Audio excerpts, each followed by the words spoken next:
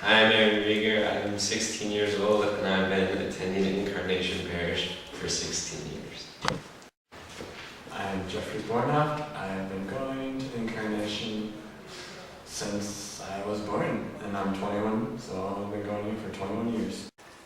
Hey, I'm Rieger Bornhoft. I'm 17 years old. I've been attending for 17 years, and I've served for probably about 10 of them. I think we've all passed out serving. Yeah. We don't have air conditioning here in those hot summer days, especially on the Saturday, the 5 o'clock mass. Oh, those are brutal. I remember it was during the part when we were kneeling down. I actually just had to basically lay down in front of the altar because I don't know what else I would have done. I was really struggling. I didn't faint, but I couldn't kneel. Yeah, I got a huge head rush one time and I had to go back to the sacristy to get some water. Me too. Didn't you get a little hair lit on fire once? Yeah, I leaned too close to the candle and some of my hair. And it smelled terrible. And Risen Christ was still at the West Campus over here. We would walk over once every 2 weeks or so and have mass over here. Every Thursday was it? Yeah. And I remember since I went to church here, I always got to serve. Same with you guys. Oh yeah. And everybody would be super jealous because I got to serve. The cool thing to do. The cool thing to do, yeah. I remember Tom Olson's funeral, I got to come over. Okay, yeah. I remember coming to the funeral because it was in the morning and I missed school the whole day and it was like a Christmas mass. There were so many people up here at church. William did the Easter lily. Yeah, I brought the lily down at the end of mass and just set it on that glass table thing. Looks like that. I didn't really like that, but I don't know. I was pretty young and I remember I was mad because I didn't get to be in a robe, so I didn't look legit, I guess, serving. I just walked down and it was, I don't know, I thought it was kind of awkward too because the whole church was silent and it was an Easter mass, so, or one of them, so, it was packed. So I just walked down there and said it, and I don't know, I remember making my mom cry every time I did that. So, I don't know. Yeah, well, and I think they play the flute during that too, so it's pretty cool. I remember the day when Father Monahan finally took off his toupee. Oh, yeah, I do remember that. He used to have black hair. Yeah, I remember because I liked the other priest who came, but I always liked Father Monahan because he was kind of quick, it didn't really take you long. I remember I saw him oh man, we have another new priest. Gosh. And then when he got him talked, I was oh, he's bald. Yep, it's me. Well, when we're serving together, and we make eye contact with each other, it's hard not to. We just make things to each other.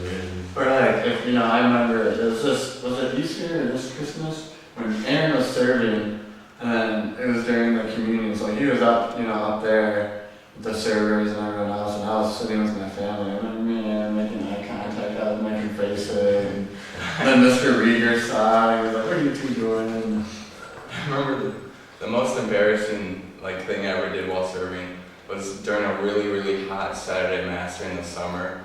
I think I was preparing the table for communion, and I don't know what happened, but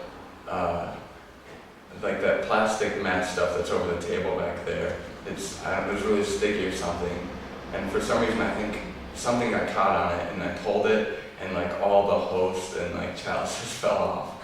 And yeah, I had to clean it up. I remember first communion, that was a lot of fun. I remember that because it was Laura and Ted and James Carolyn, and I dressed up all. This was I think the first time I ever wore a suit, and a clip-on tie, really nice. And the girls were wearing white, really nice dresses, and then of course the after party when you get all the money, which is a lot of fun. I remember me and Aaron were in the same reconciliation class, and I was behind him, and when he came out, I was like, dude, what did you tell him? And he's like, I'm not supposed to tell you. Oh, yeah. I remember I was really nervous about going to confession because I was embarrassed. Talking one-on-one with Father Monahan. Yeah. And I prayed that he didn't recognize me. sat So, behind, I didn't want him to think differently about me. I sat behind that screen. I made sure, because you can either talk to him. I just sat behind that thing.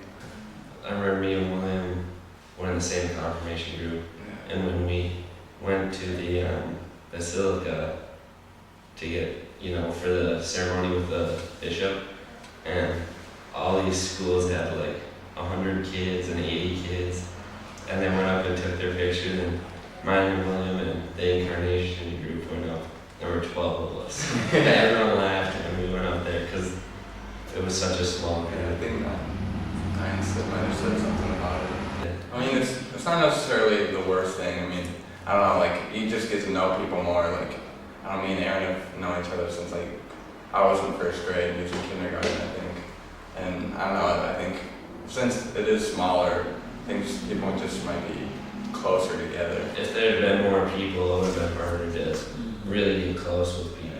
You get a better sense of the history of the church with all these people, like, grew up at the church, like Aaron's dad, my dad came here when he was in college, or just graduated after college, and like, everyone, like, all the older generations, they've been here forever, so it's not kind of like, oh, like, it's just all these old people, it's like, these old people's stories and histories about their church, which is really cool, because I don't think you get that anywhere else, really. You could get a lot more young families, a lot more kids, but you don't get the history, you don't get the sense of, wow, this church has been here for over like 100 years. You don't get that anywhere else. We always brag to our friends and family and relatives who don't go here. We say, yeah, our church was designed by the guy who made the basilica. I mean, it's just, you go to other churches and, they're nice churches, but compared to this, there's nothing, it's just. There's not many brick ones left either. Yeah. A lot of them, like over at, where Rieger Christ is now. I'm sorry, what's that? Holy Name, that's it. It's not, it's not brick really. So it's not really beautiful. Yeah, it's just, and it kind of adds to the worship, like it just kind of makes you feel like, wow, this is such a really pretty and really nice church. Like you get caught up in that, it's hard not to kind of recognize the beauty when you're in Mass and Father Monahan is delivering a really good homily. You're kind of like, oh wow, this is, especially in those sunny days when the stained glass windows are just at the brightest. He's really easy to talk to, like, he's just a normal guy. A lot of times people think of priests as kind of somewhat special and unique and kind of like, oh, they're kind of out there, they're the priests, they're really kind of, but Father Mine is just so easy to talk to, really down to earth. I feel like anyone actually is pretty easy to talk to, like, that we serve with, like Mr. Keene or, Mm-hmm. Yeah. Okay, it was our last year at this campus. It Remember. was a school day. And I think that's when we put up that flag that's Yeah. there now, that American flag that's on the side of the church in the back. Me and Aaron was in Christ. I think Harry Flynn might have come once or twice to to, Mass. Mass for us. Maybe during like Catholic Schools Week or something. Aaron and William's confirmation 2 years ago, they had, last year, they had Archbishop Knightston, that was his first confirmation. Yeah, that was the first one he gave. It's always nice because you could just walk here. I think me and Aaron would try to like meet up halfway. He would come from Garfield. Yeah, see, that's another cool thing, like, since the church has been here for so long, it's in a community. Like all these suburb churches, like OLG and the ones out in Burnsville and stuff, they're not surrounded by a neighborhood. They got a giant parking lot. They have a highway right there. Yeah, they have a high. Yeah, OLG is right off of 100, I think. Same with like Nativity of Mary. Yeah, and I'm not saying that's, but you just don't. We've walked here. We walked to school, Yeah. There's a park right there. There's all the restaurants right there. So it's really just kind of really a community church. Like people who go here live in the neighborhood. They don't come from way out, And if they do, they have roots here. That's the thing. So it's really a type of church where like you have your roots here. This is cool. Our brother Andrew just got engaged, and our parents were married here by Father Monahan. And now my brother Andrew is coming back and is getting married by Father Monahan. And he was baptized by Father Monahan. So I don't think you really get that anywhere else.